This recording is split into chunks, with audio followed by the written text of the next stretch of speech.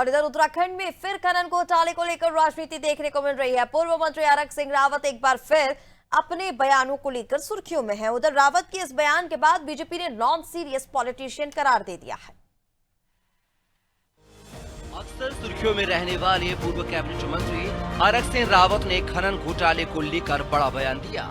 उन्होंने भाजपा नेताओं पर तंज कसते हुए कहा है कि खनन नीति ने भाजपा और नेताओं के घर भर दिए हैं। यहां तक कि भाजपा को चलाने के लिए बनी 30 करोड़ की एफडी में खुद उनके द्वारा भी 1 करोड़ से ज्यादा की राशि खनन माफिया से लाकर दी गई थी।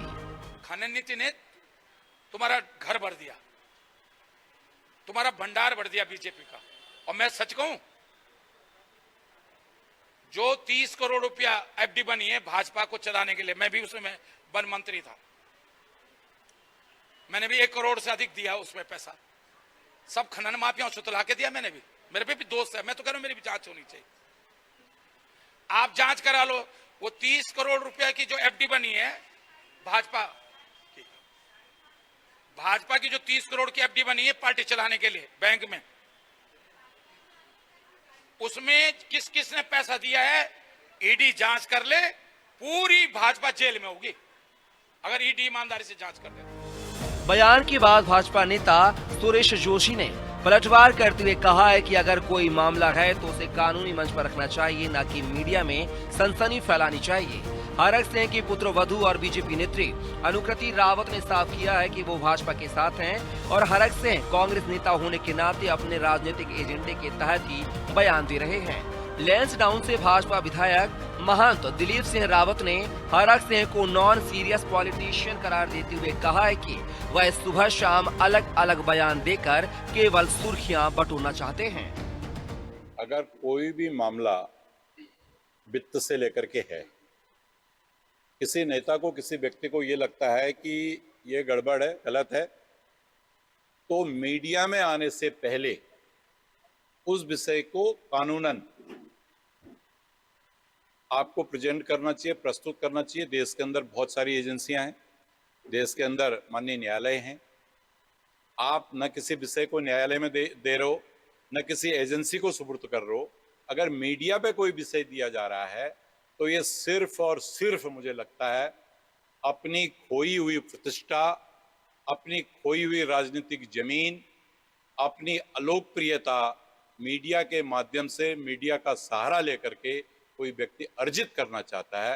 इसमें हम क्या कह सकते हैं? मैं सोचती हूँ कि जरूरी नहीं है कि हर एक घर में सारे जो सदस्य हैं सबका एक जैसा विचार हो या एक जैसा ओपिनियन हो। जहां तक आप डॉक्टर हरक सिंह रावत जी की बात कर रहे हैं, वो कांग्रेस के बहुत सीनियर नेता हैं, प्रदेश के बहुत सीनियर नेता हैं, और ये उनका एक निजी विचार है, ये उनका एक व्यक्तिगत थॉट है। जैसे आई थिंक कि ये हमारे लोकतंत्र की खूबसूरती है। हर व्यक्ति को अपनी अभिव्यक्ति की आजादी है, अपना पॉलिटिकल ओपिनियन चूज करने की इंडिपेंडेंस है। देखिए, मैं तो उनसे निवेदन ये कर रहा हूँ कि पहले जब 5 साल पहले ये घटना हुई थी तब उन्होंने क्यों नहीं कहा? तब क्या उन पे नैतिकता नहीं थी? और मैं समझता हूँ कि देखिए, वो नॉन सीरियस, राजनीति में नॉन सीरियस व्यक्ति हैं। और आप अगर उनके 10-15 सालों के स्टेटमेंट को लेओगे तो रात को वो कुछ कहते हैं, सुबह लेके कुछ कहते हैं, और कब निष्ठा बदल दें, कब अपने विचार बदल दें और कब हाथ जोड़ दें, ये उनके नेचर का कोई पता नहीं चलता। तो मैं समझता हूँ कि वो नॉन सीरियस राजनीतिक हैं और जनता भी समझती है कि वो उनकी बातों का कोई गंभीरता लेता नहीं। इधर कांग्रेस ने हरक सिंह रावत का समर्थन किया है। नेता प्रतिपक्ष यशपाल आर्य और पूर्व मुख्यमंत्री हरीश रावत ने इस बयान को सही ठहराया और भाजपा पर गंभीर आरोप लगाए। सरकार को जो माननीय हरक सिंह रावत जी ने कहा है, सरकार अगर ईमानदार है तो इन्हें जो आजीवन सहयोग निधि से उत्तराखंड में भारतीय जनता पार्टी संगठन ने जो धनराशि इकट्ठा की है उसे सार्वजनिक करना चाहिए, जनता के सामने लाना चाहिए, तस्वीर साफ हो जाएगी। ये बड़ा बम है और इस बम का कोई तोड़ भाजपा के पास नहीं है और ये नैतिक अधिकार खो चुके हैं भाजपा के लोग।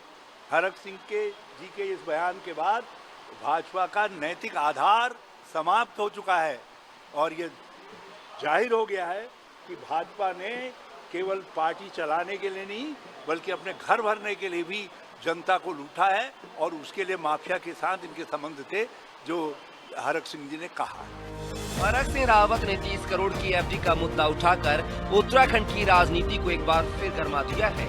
एक तरफ कांग्रेस इसका समर्थन तो बीजेपी इसे गलत और हरक सिंह को नॉन सीरियस पॉलिटिशियन करार दे रही है।